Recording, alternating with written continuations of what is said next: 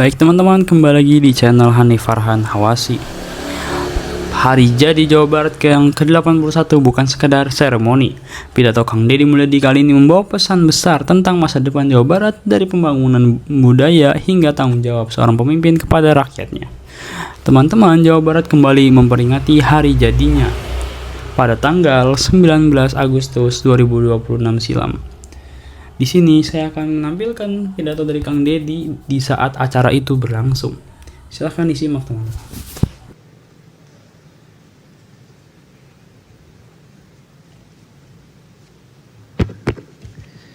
Assalamualaikum warahmatullahi wabarakatuh. Sampurasun. Yang saya hormati Ketua DPRD Provinsi Jawa Barat, para wakil ketua, dan seluruh anggota DPRD Provinsi Jawa Barat yang malam hari ini bersama-sama melaksanakan paripurna hari jadi Provinsi Jawa Barat yang ke-81. Seluruh tamu undangan, hadirin yang berbahagia. Kita memahami bahwa 81 tahun sebuah provinsi berdiri itu memiliki umur yang sama dengan 81 tahun negara berdiri. Semestinya kita pada saat ini sudah sampai pada puncak kesuksesan tumbuhnya sebuah daerah yang otonom yang memiliki 27 kabupaten kota yang tersebar, yang kita memiliki seluruh potensi, baik potensi energi, potensi pertanian, potensi kelautan, potensi geotermal, potensi pembangkit listrik tenaga air, pembangkit listrik tenaga surya, sampai dengan potensi industri dan industri manufaktur yang tersebar di seluruh wilayah Provinsi Jawa Barat.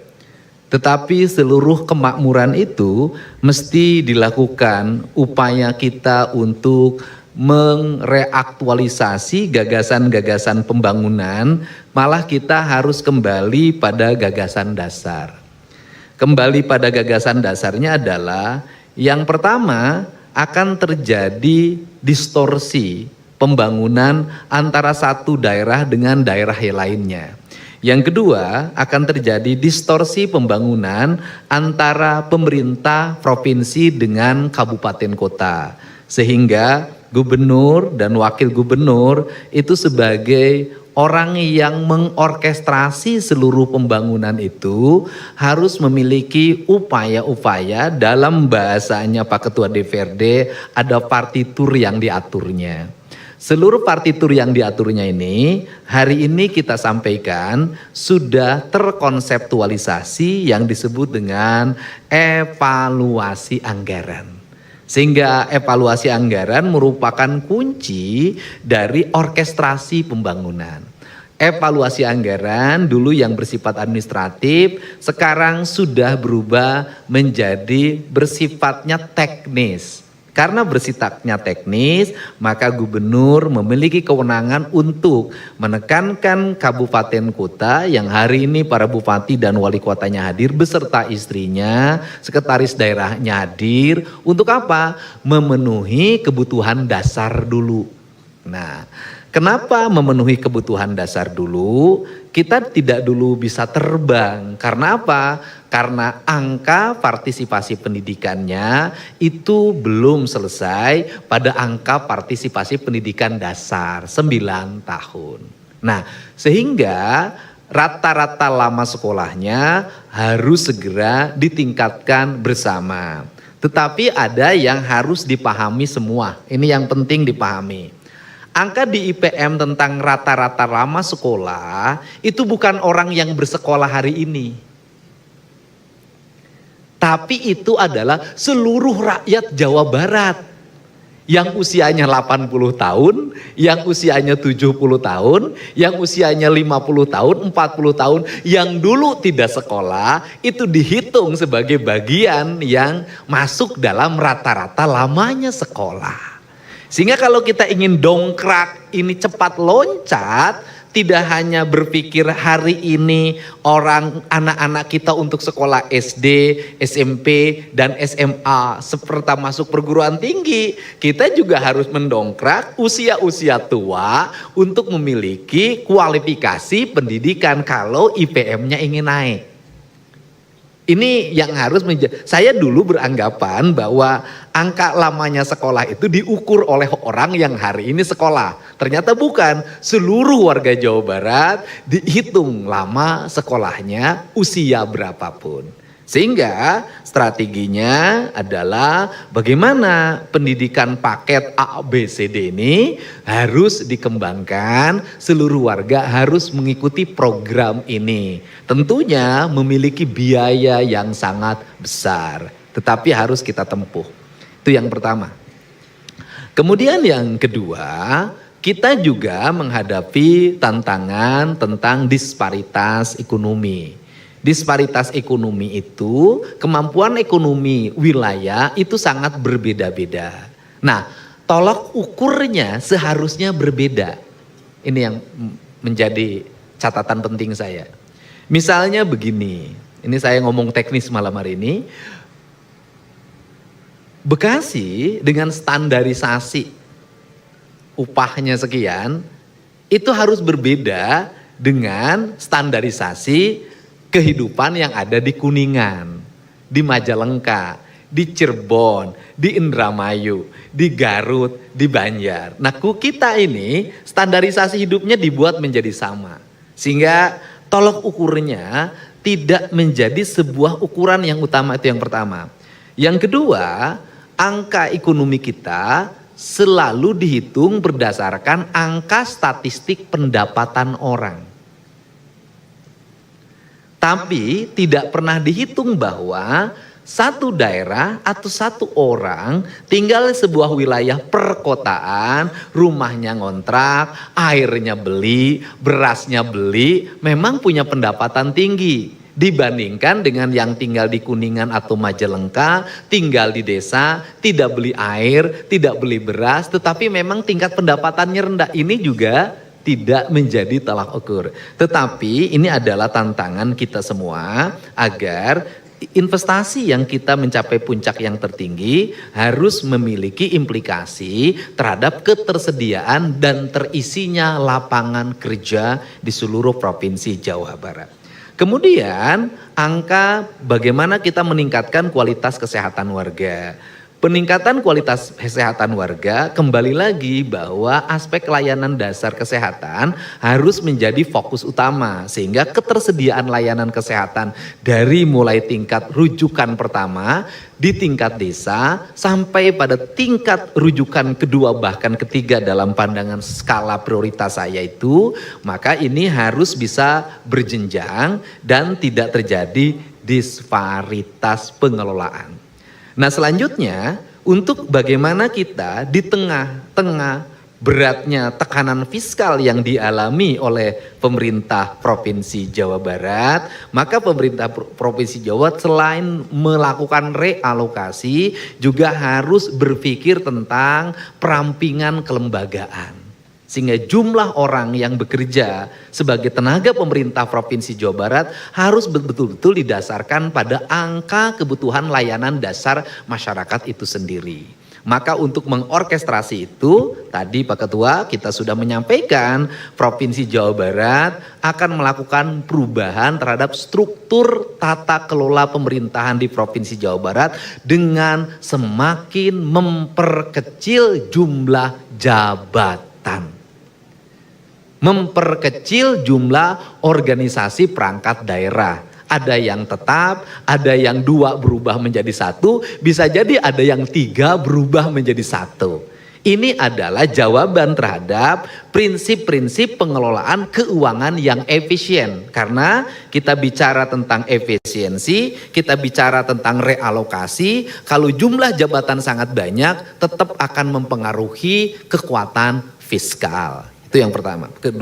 Kemudian yang berikutnya, ini yang merupakan yang terakhir, BUMD itu diharapkan memiliki kontribusi besar terhadap penunjang kegiatan pemerintah untuk memberikan layanan publik terhadap masyarakat secara kuat. Yang berikutnya memberikan kontribusi terhadap pertumbuhan ekonomi, peningkatan daya saing, sekaligus juga sebagai nilai aset pemerintah yang di luar pengelolaan pemerintah, aset yang terpisah sebenarnya.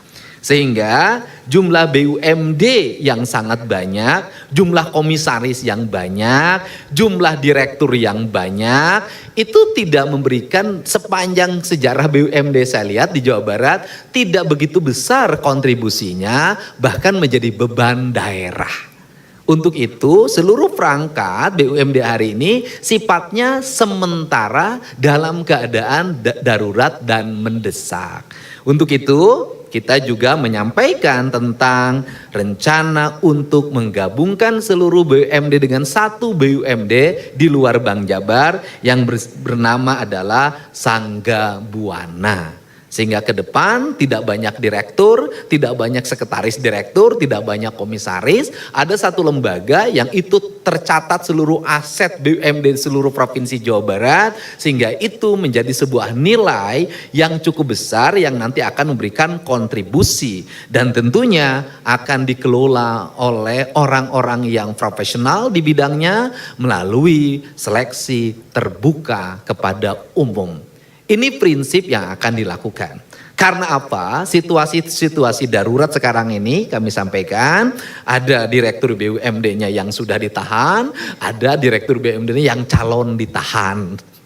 Sehingga situasinya seperti itu. Nah, untuk itu maka di usia 81 Provinsi Jawa Barat ini izinkan saya melakukan perubahan-perubahan mendasar untuk membangun profesionalisme dan postur pemerintahan yang memiliki keberpihakan kepada masyarakat, memiliki visi besar bagi kemakmuran masyarakat, dan kemudian juga efisien dan secara bertahap menyelesaikan problematika kehidupan masyarakat secara terbuka. Sehingga ada dua kualifikasi yang akan ditempuh di situ. Satu adalah kualifikasi gubernur sebagai dirijen atau sebagai orang yang mengorkestrasi pembangunan sehingga diikuti oleh seluruh irama itu adalah gubernur sebagai pejabat negara. Tapi di sisi lain ada juga gubernur yang secara personal, artinya personalitinya sebagai warga negara ikut membantu pemerintah Provinsi Jawa Barat menyelesaikan berbagai problem yang ditangani secara personal. Dalam bahasa saya ada gubernur administratif, ada gubernur konten gitu loh. Nah, ini cara. Jadi kalau dianggap bahwa memang dalam sebuah serangan, saya belajar kemarin dari Argentina walaupun Argentina tidak bisa jadi juara.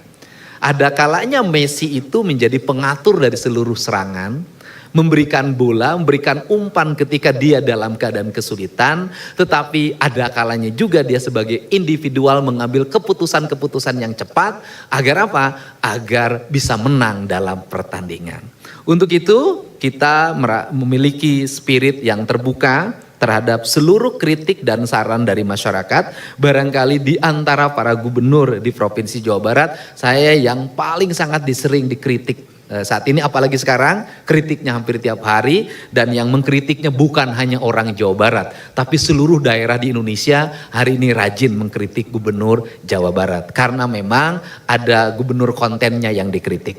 Nah, untuk itu saya ucapkan terima kasih bahwa apa yang saya lakukan dan Pak Irwan lakukan untuk Provinsi Jawa Barat belum ada apa-apanya dibanding dengan jasa-jasa gubernur yang terdahulu. Ada jasanya Pak RK, ada jasanya Pak Ahmad Heriawan, ada jasanya Pak Dani Setiawan, ada jasanya Pak R. Nuryana, ada jasanya Pak Angkunaevi, ada jasanya Pak Yogi S. Mehmet, dan seterusnya. Tadi harusnya dibacakan dalam sejarah.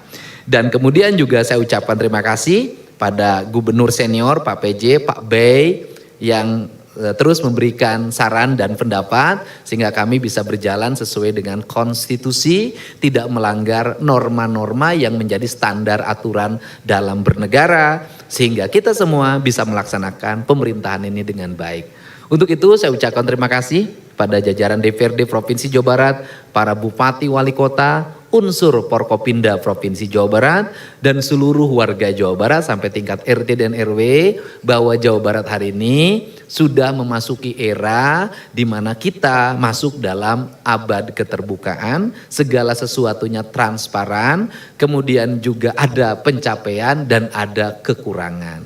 Yang terakhir, bahwa orang bercerita tentang IPM, saya jelaskan bahwa sejak tahun 2020 IPM Jawa Barat turun dari ranking ke-10 menjadi ranking ke-16. Setelah ke-16 turun ke ranking ke-18. Kemudian balik lagi ke ranking 16, turun lagi mulai 2024 Pak B waktu jadi PJ ke ranking 15. Dan kemudian pada 2025 ini kita ke ranking 15, tetapi peningkatan IPM-nya di 2025 ini Jawa Barat tertinggi secara nasional kita. Dan kemudian dalam standar perhitungan IPM berdasarkan naskah akademik yang dimiliki, seharusnya perhitungan IPM itu dihitung pada saat tahun orang menjabat dihitungnya. Tidak dihitung berdasarkan 10-15 tahun ke belakang. Tidak begitu sistem akademiknya. Jadi penghitungannya seperti itu. Nah, kita berharap IPM ini terus meningkat. Di mana problemnya? Tinggal dibaca saja kabupaten kota mana saja yang masih memiliki IPM yang sangat berat. Kalau kota semuanya IPM-nya sudah sangat tinggi, tapi Jawa Barat ini banyak kabupaten yang terhampar yang masih IPM-nya ya relatif rendah. Bagaimana cara mengejar IPM?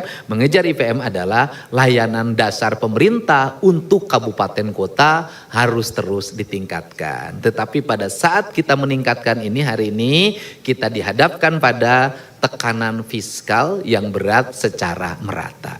Tetapi yakinlah dengan optimisme yang kita miliki, kita akan mampu mewujudkan seluruh cita-cita itu karena dalam proklamasi itu dalam tempo yang sesingkat-singkatnya.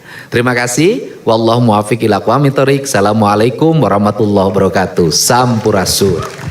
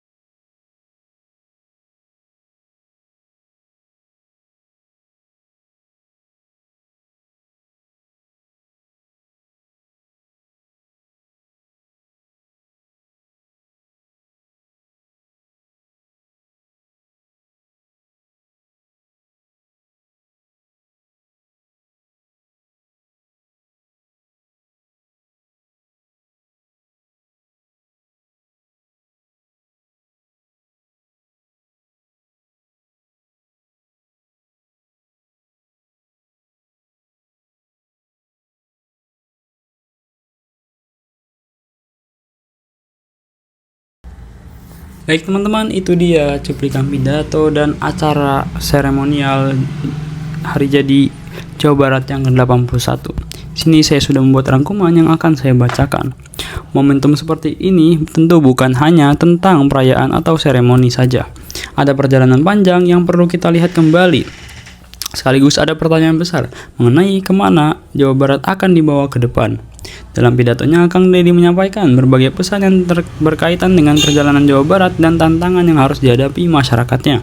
Bagi sebuah provinsi dengan jumlah penduduk yang sangat besar, persoalan pembangunan tentu tidak sederhana. Ada pendidikan yang harus terus diperbaiki, ada infrastruktur yang membutuhkan perhatian, ada persoalan ekonomi, lapangan pekerjaan, lingkungan, kebudayaan, hingga kualitas pelayanan publik. Karena itu, Hari Jadi Jawa Barat seharusnya menjadi